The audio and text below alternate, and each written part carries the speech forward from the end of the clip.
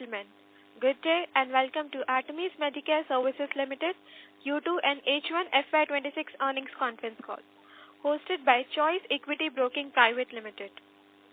As a reminder, all participant lines will be in the listen-only mode, and there will be an opportunity for you to ask questions after the presentation concludes. Should you need assistance during the conference call, please signal an operator by pressing star, then 0 on your touch-tone phone. Please note that this conference is being recorded. I now hand the conference over to Ms. Deepika Murarka from Choice Equity Broking Private Limited. Thank you, and over to you, ma'am. Thank you. Good morning, all. Thank everyone. On behalf of the entire management, I thank all the participants present on the call, and I wish you a very warm welcome to the first ever earnings conference call of Artemis Medicare Services Limited. To guide us through the results today, we have with us senior management team of Artemis Medicare, represented by Dr. Devalina Chakravarti, Managing Director, Mr. Sanjeev Kumar Kothari, CFO, Mr. Rudra Narayan, Head IR, and Dr. Vishal Arora, Chief Business Officer. Before we begin, please note that this conference may contain certain forward-looking statements about the company, which are based on the beliefs, opinion, and expectations of the company as on the date of this call. These statements are not a guarantee of future performance and involve certain risks and uncertainties that are difficult to predict. We will commence the call with the opening speech by Dr. Devalina, Managing Director, and after this, we will open the forum for Q&A. So with that, I will now hand over the call to Dr. Devalina to share her opening remark. Over to you, ma'am. Thank you. Okay. Thank you, Deepika, and good morning, everyone. I hope you have had the opportunity to review our Q2FY26 earnings presentation uploaded on the stock exchange and our website. The quarter under review was marked by steady growth momentum, operational stability, and continued progress across our key strategic priorities. We delivered a consolidated revenue of INR 274.7 crores, reflecting a year-on-year growth of 13.8%. This growth was led by strong performances in core specialties such as cardiac sciences, oncology, neurosciences, general surgery, liver transplant, and gynecology.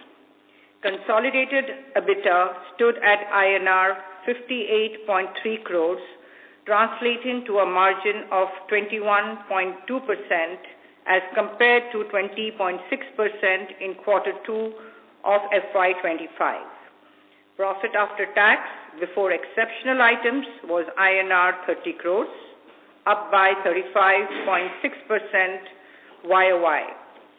For H1 F126, consolidated revenues were INR 529.7 crores, up 14% year-on-year, while EBITDA stood at INR 106.6 crores with a margin of 20.1%. Net profit H1 F126 was INR 51.2 crores compared to INR 38.7 crores in H1 F125. Our balance sheet remains strong with a debt-to-EBITDA ratio of 1.6 as of September 30th, 2025. We continue to maintain healthy liquidity. During the quarter, our flagship facility in Gurugram continued to show healthy growth supported by increase in international patients, capacity additions in the third tower, and operational efficiency. Occupancy levels reported at 64.1%, while RPOP reached INR 81,994, reflecting an enhanced case and payer mix and a higher share of complex procedures. Our international business contributed approximately 32% of revenues, maintaining our leadership in the medical value travel segment. We have also added 5 new operation theaters alongside expanded capacity in nephrology, bone marrow transplant, and gastroenterology units, which will contribute meaningfully in the second half of the year. We have received a Platinum Green Building certification, which entitles us a 15% increase in FAR at no additional cost, thereby enabling the addition of 100-plus beds to support our long-term growth. As you are aware, our upcoming Raipur facility with 300 beds remain on track for commissioning by the end of FY26, and the binding MOU for a 650-bed facility in South Delhi Hospital marks an important milestone in expanding our regional footprint. On the clinical front, we launched India's first private geriatrics and longevity department and partnered with KIMS, Hyderabad, for advanced heart and lung transplants, both underscoring our commitment to advanced patient-centric care. On the technology front, the deployment of AI-assisted triage systems and integrated CRM tools are enhancing operational efficiency and patient experience. We are also investing in advanced data analytics to support decision-making and optimizing patient pathways. Digital transformation continues to be a strategic focus with the rollout of the new hospital information system and 5G-enabled ambulances for real-time emergency care. Looking ahead, we remain focused on operational excellence, clinical depth, and disciplined growth. Our priorities include capacity expansion, sustained and improved margins, and driving digital innovation to deliver value to all our stakeholders. With that, we shall now open the floor for question and answers. May I please request the moderator to take this up. Thank you. Thank you very much. We will now begin the question and answer session. Anyone who wishes to ask a question may press star and 1 on the touchtone telephone. If you wish to remove yourself from the question queue, you may press star and 2. Participants are requested to use handsets while asking a question. Ladies and gentlemen, we will wait for a moment while the question queue assembles.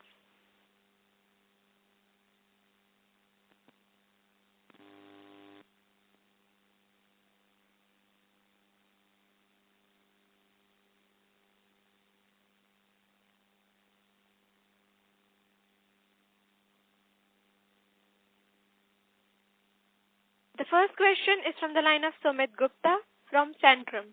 Please go ahead. Hello, am I audible? Hello. Yes, you are audible. Yes, ma'am. Thank you. Good morning. And congrats on a good set of results. I have two questions. First is, the volume growth this quarter was pretty strong. So should we expect this to sustain, moderate over the next, let's say, 4 to 5 quarters? Yes, the answer is yes. We have taken multiple steps, including hiring of new doctors, focus and thrust on our international business. So we are looking to sustain this YOY volume growth.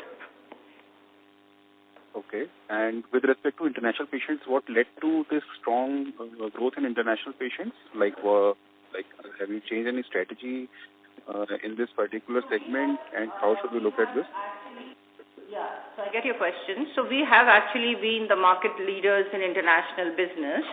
What we focused is in servicing our offshore offices better. When I say servicing, more number of both medical and surgical camps, outreach, OPDs, better connectivity through telemedicine and teleradiology, e-consults to all our overseas areas. So we had intentionally put a thrust on it, which yielded this result for us.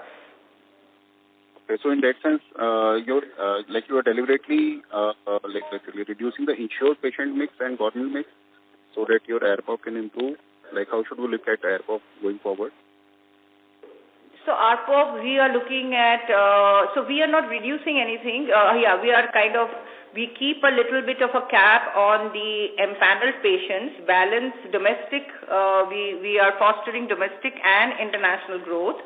And we look at a year-on-year growth of 6 to 8% on our ARPOBs in all the quarters. Okay. And within ARPOB, how much is the price hike led? Pricing is insignificant, I would say, between 1.5 to 2% because it's a competitive market and we want to keep our competitive edge. Understood. So majority is driven by mix change. Yes, that's right. Understood. And one last question on the overall bed capacity in Gurgaon facility now that you have received the FAR also. So, 1,000 beds will be coming over the next by FY28 or how should we see the timeline? So the thing is, in situ, which is in Gurgaon, we have got 15% more FAR, and now the government has also opened, the rule to buy more FAR. So our ambition is the Gurgaon facility should be anywhere between 850 to 1,000 beds in the next 1.5 years. We are looking at 300 facility in Raipur starting March of 26, and 1.5, 2 years down the line, we are looking at 650 beds facility in South Delhi. So these are projects which are already announced and are in the public space. And having said that, we have a long funnel, and we are looking at possible expansion in other areas as well. So our commitment of 2,000 bed plus in 2 to 3 years stands, maybe more. Understood. And just 2 questions on Raipur. So Raipur, what's your strategy of empaneling the patients? Will it take time? So basically empanelment of the panels, be it CGHS or ECHS. So I will tell you certain advantages of Raipur. The advantage is the Raipur hospital our hospital is going to be the first tertiary and quaternary care hospital in Raipur. That is number 1. Number 2, Raipur people have now, the insurance penetration is pretty high and the earnings are good in Raipur. The most important part, however, is our partner, Dr. Agarwal and Dr. Gupta, who are very well-known local doctors. So our strategy is we are going to leverage our partners who are well-known as doctors and politically well-connected to get all our TPA empanelments quickly, and also to hire the best doctors in the city of Raipur who have a good practice and following. So that would be our strategy so that we can draw businesses from various scattered smaller hospitals to the main hospital. Okay, but while so there are some other 2 or 3 hospitals, big corporate hospitals also in Raipur. So how do you see the competitive intensity panning out there? So we have seen those corporate hospitals, and whether it comes to infrastructure, whether it comes to the equipment, and whether it comes to the facility. So our hospital is going to be one of its kind. So none of these are going to be close to what we are, introducing into the market. So we are also going to be competitive in terms of pricing. So we are hopeful of a great traction there. Okay. So in terms of pricing, what will be the expected ARPOB there? So the expected ARPOB to start with would be in the range of 26 to 28,000 to start with. But okay. But because we don't want to overprice ourselves when we start, and then we would gradually build it up to 35, 45, and then going up to 60,000. Yeah, which is a good ARPOB for Tier 2 cities, keeping in mind the cost of operations are much lower than Tier 1. Okay, understood. Thank you, ma'am. All the best. Thank you. Thank you. The next question is from the line of Sanskar from Iraya Capital. Please go ahead. Hello. Hello. Yeah, hi ma'am. Good morning. So I have a few questions. So I was seeing the H1 FY26 occupancy rate has shown a decline compared to the last H1, despite overall revenue and profitability growth. Could you explain the reasons behind the occupancy drop? Are there any specific operational, competitive, or any other market factors? Between year on year, we have added 20% more beds. So when if you look at our numbers, year on year, we have added around 18 to 20% more beds. So in real terms, while the number of bed occupancy has increased, but in terms of percentage, it shows a dip. It is a very marginal and transient thing, and we are hopeful that we will be catching up in terms of percentage sooner than later. This is just because we are adding new beds. Understood. No, I understand that the operational beds has increased, but occupied beds has not increased at that pace, the pace at which operational beds have increased. That's why occupancy percentage has saw a dip. So just wanted to understand the reasons. Is there any particular reasons, and how can we look at the occupancy going forward? Yeah. Occupancy going forward will be upwards of 70, if not more. The reason is, this is a part of our business strategy to create extra beds or little bit of redundancy because, the land is ours, the building is ours. What was earlier happening was almost 20 to 30 patients were being refused every day, and they were going to our competitors. And once you refuse your patient, they never come back.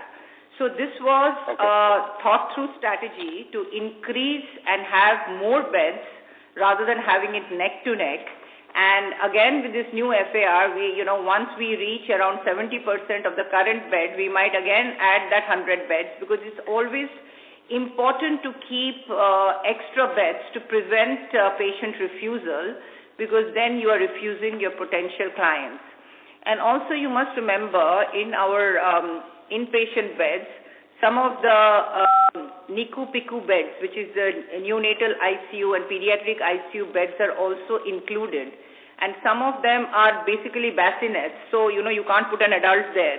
So basically the number of beds, the extra beds have to always be an X percentage to have a smooth admission of patients when they want a bed, whether it is a general bed, a twin or a single, or even the ICU, because that adds to patient comfort and throughput.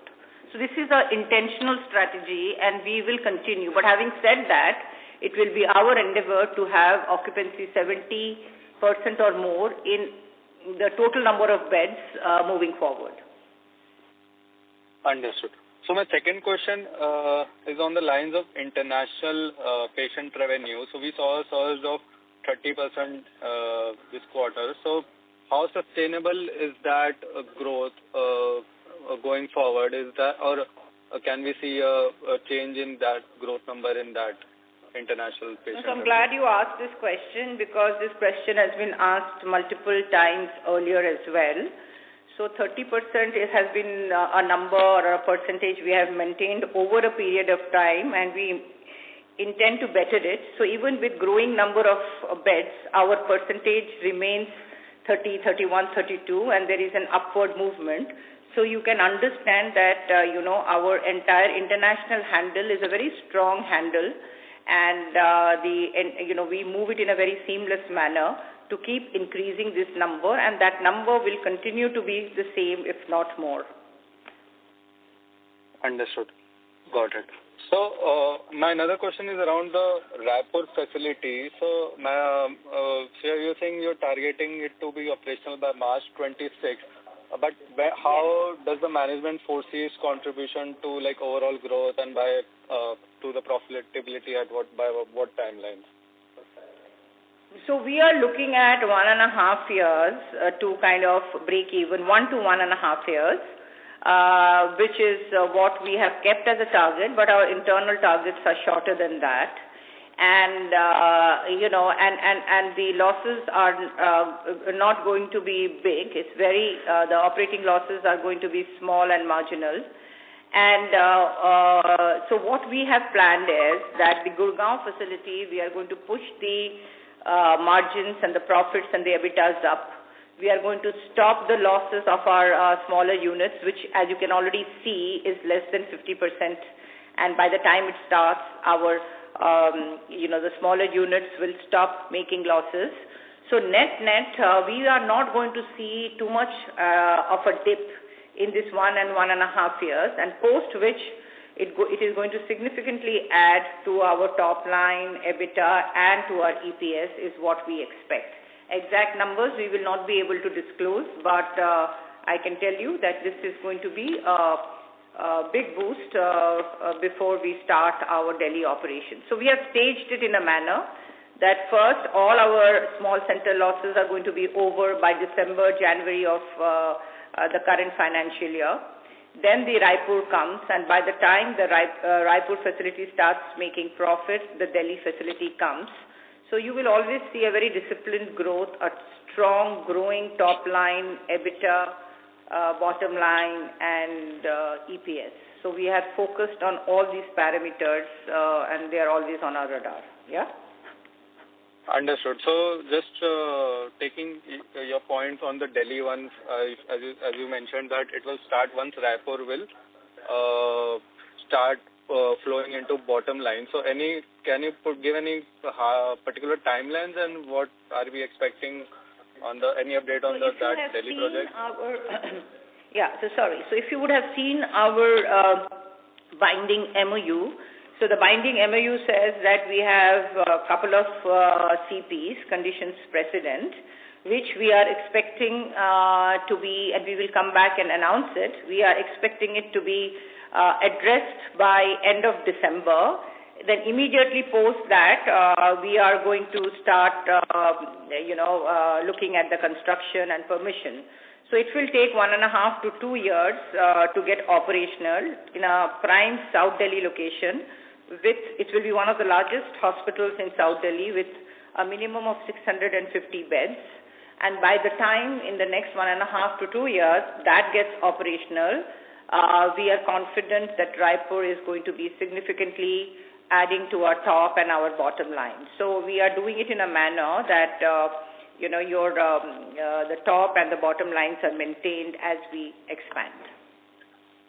Understood. And what is the timeline? Can you restate the timeline on the increase in beds in Gurgaon facility? Like you're saying that we have got a 15% FAR. Yes. So I will give you an easier timeline in terms of, we are today at 64% of our current beds. When we touch 70% in a quarter, because, these are just floors we have to create on top of our existing buildings. Our plinths we have created to already support it, so it won't take too much time. So 1 quarter of 70% occupancy will see these beds coming in force. So we track our occupancy and you will know when the beds are coming. Yeah. Yes. No, thank you. That's really helpful. Thank you. Thank you. Thank you very much. Thank you. Thank you. The next question is from the line of Nirali Shah from Ashika Stock Services. Please go ahead. Thank you for the opportunity. I have 2 questions. One is in the Raipur hospital. So we are expecting the Raipur hospital. There is a lot of background noise from your side. Okay, just give me a second. Is this better? Yes, that's better. Yeah. So just wanted to know in the Raipur hospital, which we are expecting to go live by March 26, what's the current execution status and how soon after commissioning do you expect it to break even on the EBITDA level? What was the first part of the question? The execution status. The current status, The current status of the Raipur hospital is the building is almost ready. The interiors are about to start, or, I am visiting it next month. So we are on track to start it in March of 26. And a break even, like I mentioned in my previous question, we are looking between 1 to 1.5 years to break even our Raipur facility. Okay, and on the South Delhi project, what's the capex structure and the funding mix that we're expecting? So we will come back with it when we have, because this information is not public currently. Like I said, there have been 2 CPs which will convert our binding MOU to a binding contract.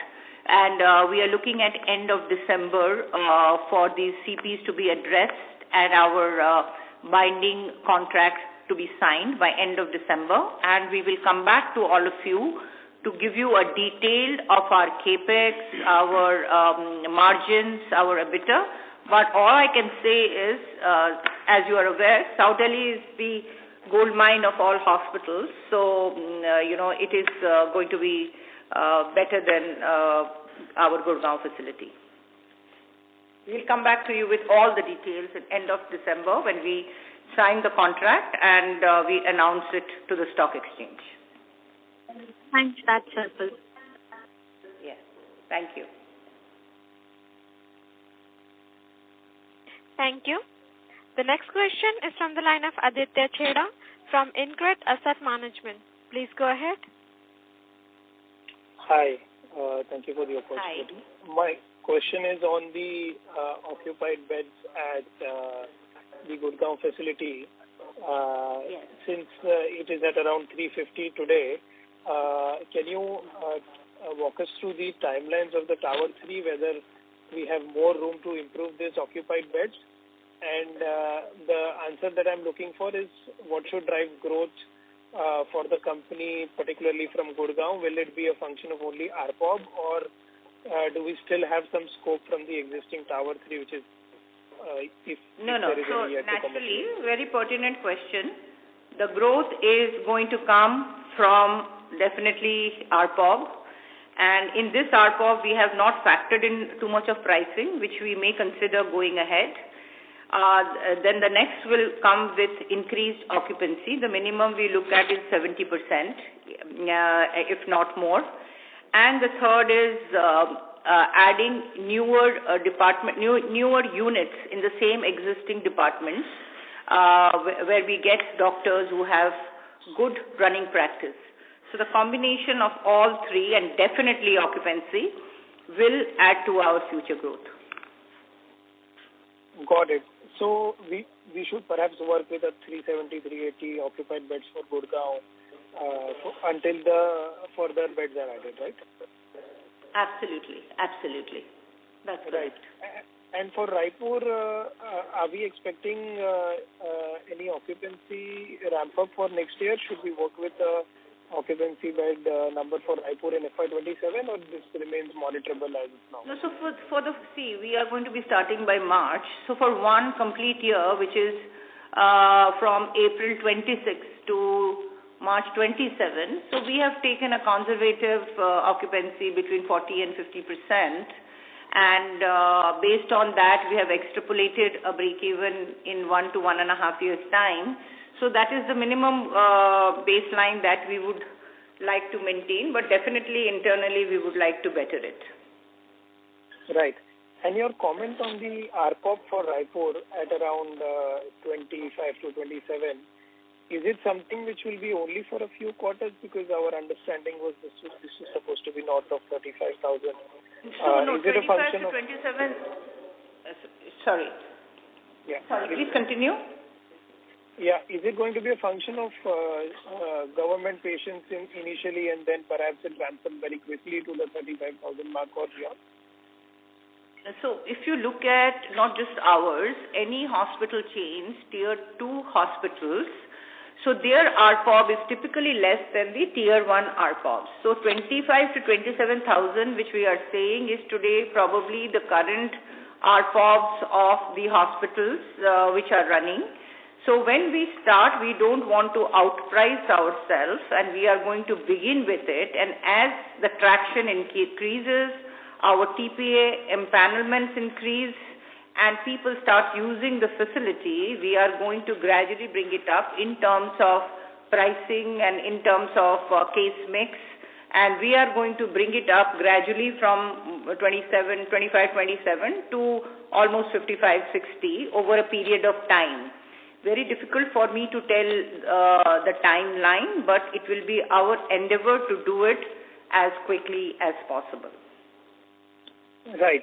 And the last question was on the small center losses. Would you be able to quantify what would be the quarterly exit of these losses, and what should drive the turnaround in terms of profitability in these centers? And if you can also, if you have a ballpark estimation of what should be the EBITDA bleed for Raipur facility next year, that should be.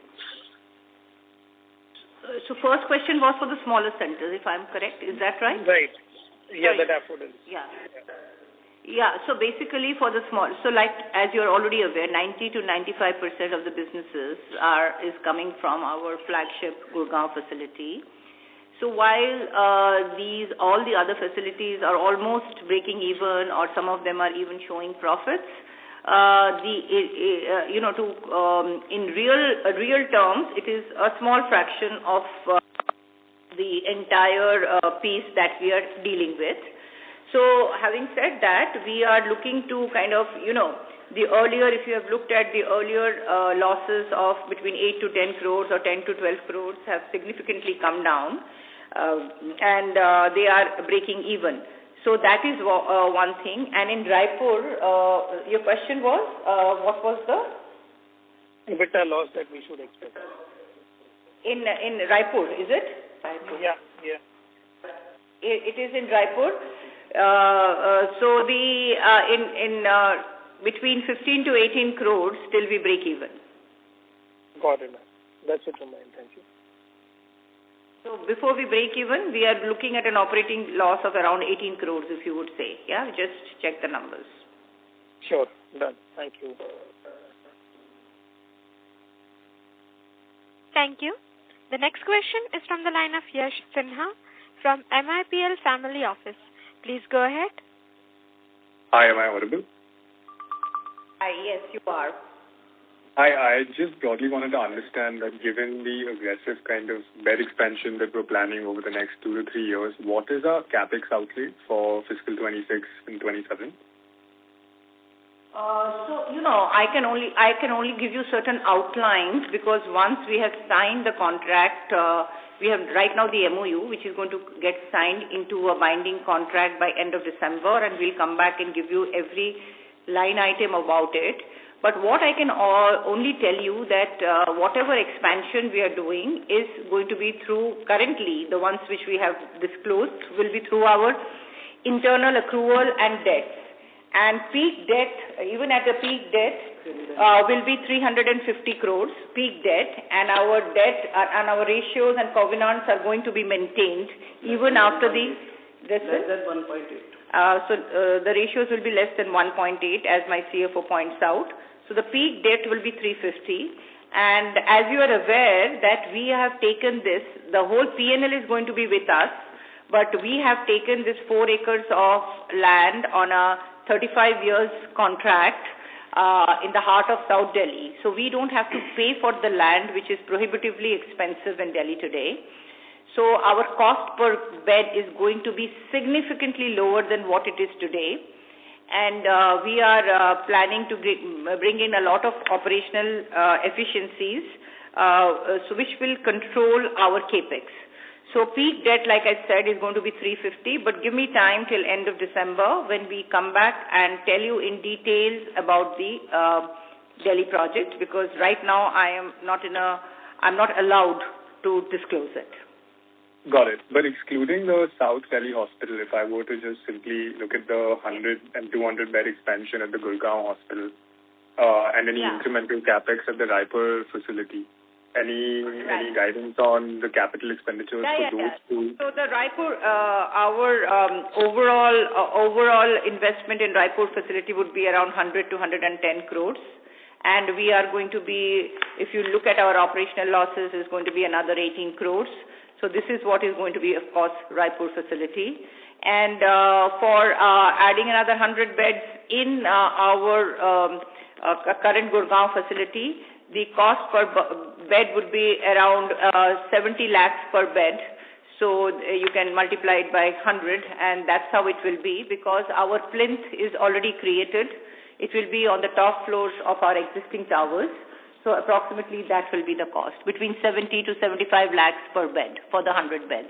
So what I'm trying to project here is that we have consciously kept the cost per bed low so that the ROIs are better and faster, and we do not have, we have all our banking covenants in place. Got it. My second question was around the overseas hospitals that we have. So we have an 80-bed hospital, and we're planning on adding 2 more under the operations contract, right? Could you provide some color on the specifics of this contract? Like, how does it work? What's the longevity of these contracts? So these are long-term contracts in Mauritius. Actually, currently we only have it in Mauritius as we speak. And here, basically, we are only provided a fee per month. So we do not own the P&L in this. And this fee keeps increasing as the number of beds and the number of units increase. I am not at a discretion to specify the fee because it's not in the public domain. But it's a fee which comes directly to our top and also to our bottom line. So that in that manner, it's good. So we have helped them set up the hospital. We have run all their SOPs. We do, our camps with them. And most importantly, the high-end surgeries from Mauritius, which cannot be done in the island, they are automatically referred to us in Artemis, apart from the monthly fee that we get there. Yes? Got it. Yeah. Got it. My last question was, we also have around 100 non-census beds at the Gurgaon facility. Do we have any plans of making those operational anytime soon, or we can assume that they'll remain non-census for the medium term? No, so the non-census, actually, the beds are basically the daycare beds, right? And the non-census beds are not non-occupied. They're the beds which are basically the daycare beds, the dialysis beds, the emergency room beds. So basically, they are continuously being used, and they are giving us revenue from their areas. But the beds where people do not have an overnight stay are categorized as non-census. So it's not that they are closed or not used. They're continuously being used in dialysis, in daycare chemo, in emergency, and so on and so forth. So those beds are being used. All right, got it. That was all my questions. Congratulations on a great set of numbers, and all the best. Thank you, and our endeavor would be to keep it up, if not better it. Thank you. Thank you. The next question is from the line of Megha Bhapkar from Nishal Group. Please go ahead.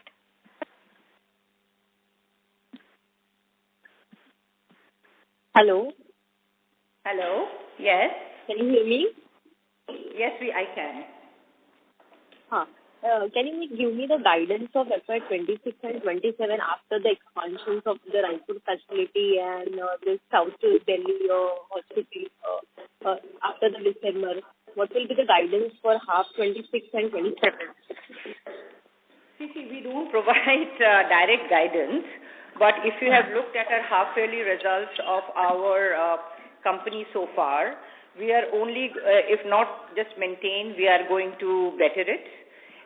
So you will look at a stronger top line growth, and EBITDA, which is, going to be better than what is your half-yearly EBITDA today.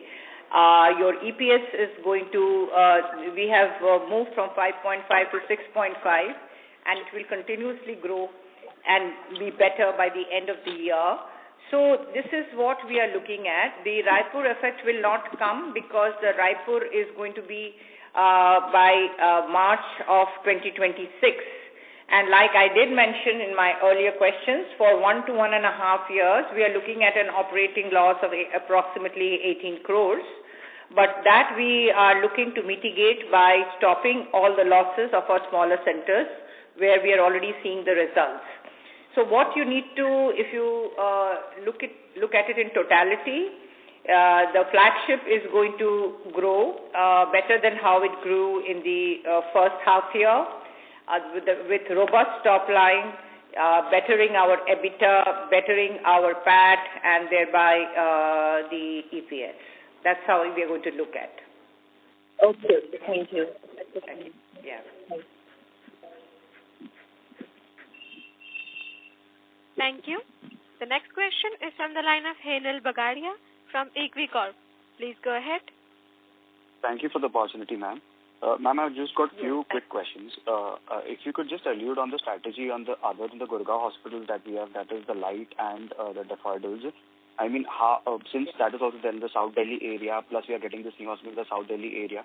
So how is the exact use going to be? Are we actually going to put some facilities out there to make it probably multi-speciality, or it will continue to be light or on the daffodils model?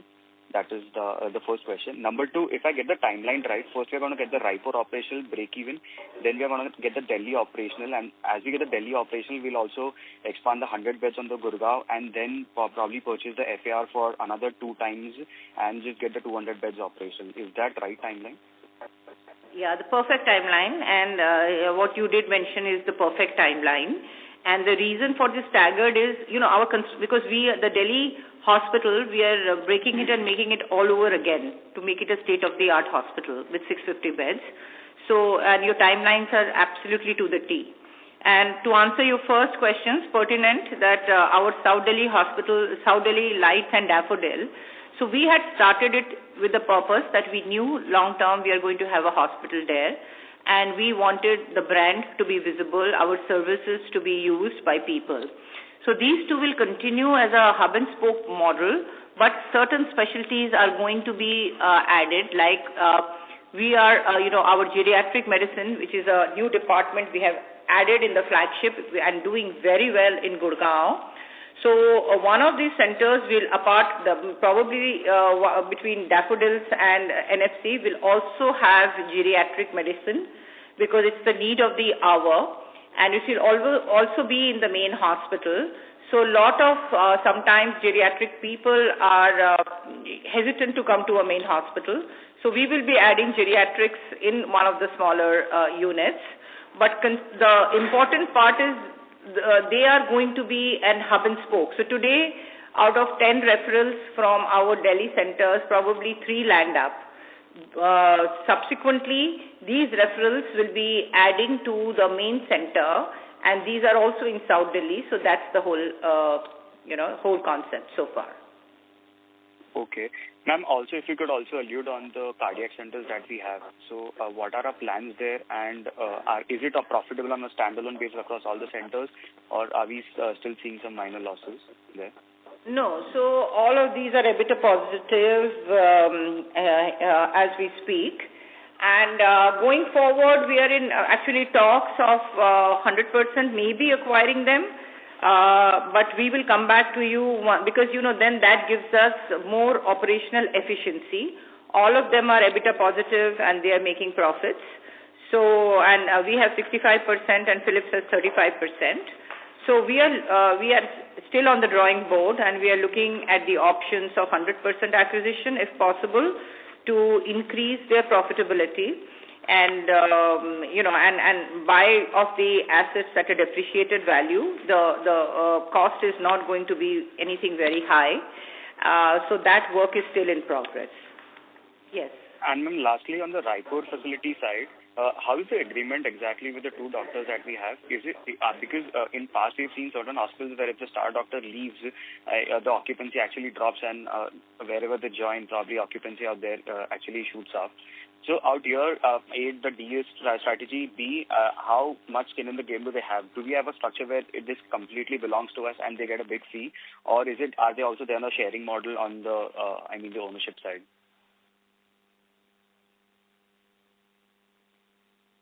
Ladies and gentlemen, the management line got disconnected. Please hold while we get them reconnected.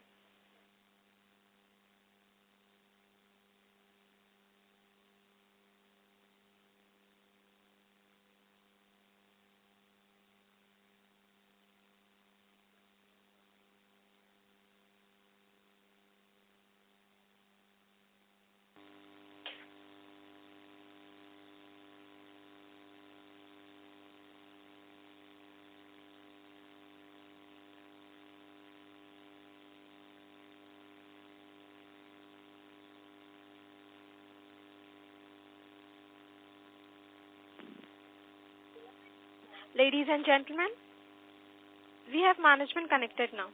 Over to you, ma'am. Yeah, I think we missed the last question. Hello? Yeah. Yes, ma'am.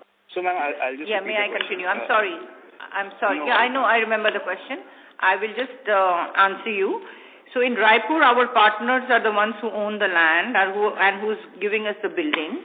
The equipments and interiors are all being done for us. This is a 35 years long contract where the P&L is with us. All they want is a rent on a monthly basis based on the market rate.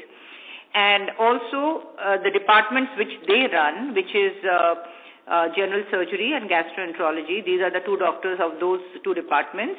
We have a 45-55% share, 55% to us of the revenue and 45% going into them. And the rest of the whole thing and the P&L belongs to us.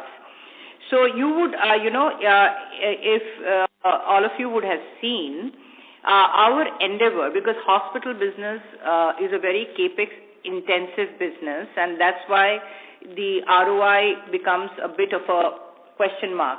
So if you have seen our strategy, we have actually turned this whole concept on its head, and we try to build hospitals and have beds.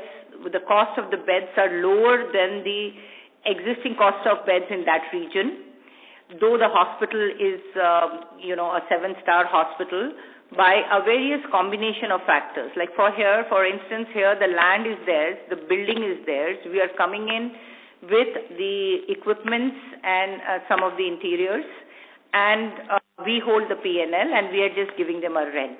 Similarly for Delhi, it would be like another 35 years of lease, but we are not paying for the land. So, this is how we have managed to keep the cost per bed low and have a financial discipline. Okay.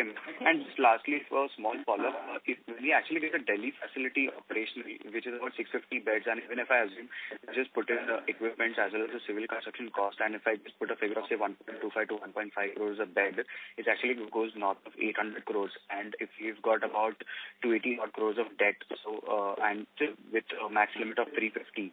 And I think so we also raised some money from IFC.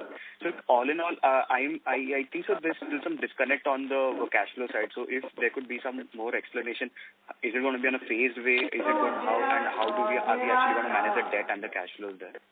That's the last one. No, it's very simple. Firstly, the money we have raised. We are open to raising more, and those are the options which we are looking at. Whether it is going with a QIP or going with so those are multiple options which we are now doing it. All I can say is we are never going to exceed a 330 crores of debt in the best case scenario, and we have free cash flows generated every year from our operations. We have money in the bank from IFC, and we so all of that together. So once some of these things are finalized, and maybe by end of December, like I'm going on repeating, we'll come back with more details. I can only assure you that our peak debts will not exceed 330.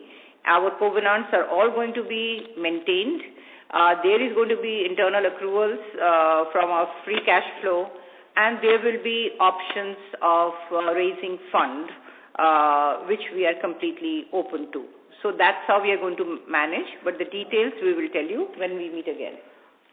Sure, ma'am. Thanks a lot and congratulations on this. Yeah. So give us time till December. We will tell you exactly what we are doing, because a lot of planning and a lot of discussions are going on regarding the same. Yeah? So we'll come back to you. Sure, ma'am. Thanks a lot and congratulations on this massive ambition, and just wish the team all the best. So just can you, I think my CFO wants to come in here just to clarify. Basically this spending will be in the phased manner over a period of 2 to 2.5 year time, and by the time we will also repay existing loan and reduce the loan outstanding as of date by 70 to 80 crore rupees. So our peak debt, as ma'am mentioned, will not exceed in any case with the existing plans we have 350 crore rupees. 330 to 350 crores, but all other options that we are looking at also for further expansion. We will come back once we have signed on the dotted line and talk to you about it. Yeah? Sure, right. Sure. Thanks a lot, sir. Thank you. Thank you. Thank you. The next question is from the line of Vedant Rane from Unifi Capital. Please go ahead. Hello. Congratulations, ma'am, on a good set of numbers and a strong quarter. I just have one question. Thank you so much. Yeah. I just have one question. Is that we have industry-leading ARPOB, but if we see our EBITDA margins, they are quite low compared to our peers which operate in the region. Could you please explain why is that the case, and what would be our, if you could give a guidance, what could be a sustainable margin in future? So, very good and pertinent question. You know, the EBITDA margins in terms of percentage, if you look at it, is directly a factor of economies of scale, because after a point, your fixed cost remains fixed, whether it is your corporate cost, whether, most of it, other than cost of consumption, and a very small incremental cost comes in terms of manpower, which is the mid or the paramedics kind of a thing. Your heads of departments and all of them are in place. So, if you would have seen our EBITDA numbers, we were between 10 to 12%, then we moved to 14, then 17, then 21. And this happened only with a small scale that we created within our existing premises.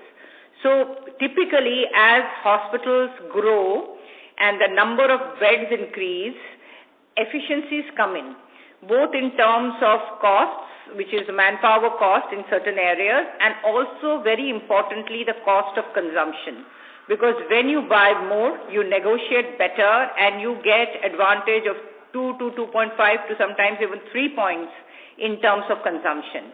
And we are totally aware of it, and all I can tell you, we will be, as we grow in numbers, as we reach our targets of closer to 2,000 beds, you will see us, second to none in terms of our margins. Today we are limited because of our one hospital, and as we increase to 1,000 plus beds, you will see the capacity, the numbers moving up. All right, ma'am. Thank you so much for the explanation, and all the best. Thank you. Thank you. Thank you. The next question is from the line of Neelam Punjabi from Perpetuity Ventures. Please go ahead. Thank you for the opportunity and congratulations on some excellent set of numbers. My first question is on the government mix. So we are at about 20% as I see in the presentation. And there have been some rate revisions recently by the government, right, on CGHS. So would we see some impact on our numbers and some improvement in margins on that account? Yes. So there has been, there has been a marginal increase in the margins of the government business. But honestly, as a business leader, I do not, it's a good news for us, definitely. Let me put it forward. And it's a good news for us. But overall, if I were to run and lead a company, I would still like to keep my government business between maybe 15 to 18% and not 20%. But when you have increased capacity, you sometimes have to increase your government business. Overall, it's a good thing for us. The margins, especially the CGHS numbers, have gone up, which is good. But I can only tell you the upward growth in our margins has come with our new theaters opening up, more surgical cases, better case mix, because that's where our whole focus is. And this just adds to the tailwind. The little increase in the numbers in CGHS and other places, it just adds to the tailwind, but it is not the primary tailwind if we have to run the business. Yeah. Understood. And my second question is on a follow-through on the previous participant's question on margins. So given that over the next couple of years or maybe 3 years, we'll get to that 1,000 beds in the standalone Artemis Gurgaon facility. And given, historically we've seen that the margins have gone up from those 10% to now 20% plus. So is it fair to assume that, on a standalone basis, getting to the mid-20s kind of a level is not a tall ask? No, it's very easy because even if we do nothing, but we have 3 hospitals come in, the corporate cost, which is sitting on the main hospital, gets divided by 1/3 everywhere, right? So of course, we are going to push the business, but definitely mid-20s is a fairly doable target in terms of EBITDA margins. Great, that's great to know.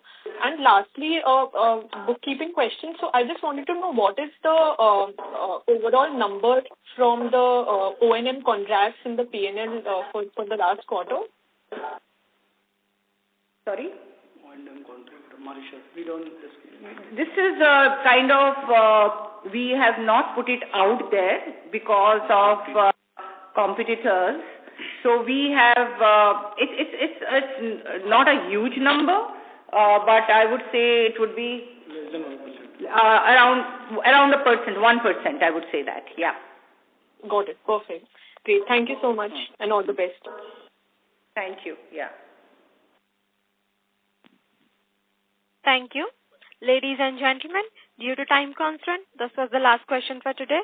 I now hand the conference over to the management for closing comments. Last question,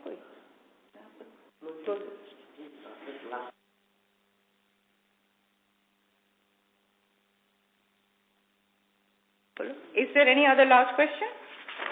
All right. So I'll hand over to our M&A chief, Mr. Rudra Narayan, to give the closing remarks. Thank you. Thank you all, ladies and gentlemen. This concludes our management commentary for the quarter. On behalf of Artemis Medicare Services Limited, I would like to thank you all for taking time to join us today and for your continued interest in the company. If you have any further queries or require any additional information, please feel free to reach out to me or our investor relations team. We will be happy to assist you. Thank you once again for joining, and we look forward to connecting with you in the next quarter. Have a great day. Thank you. Thank you. Thank you all. On behalf of Choice Equity Broking Private Limited, that concludes this conference. Thank you for joining us, and you may now disconnect your lines.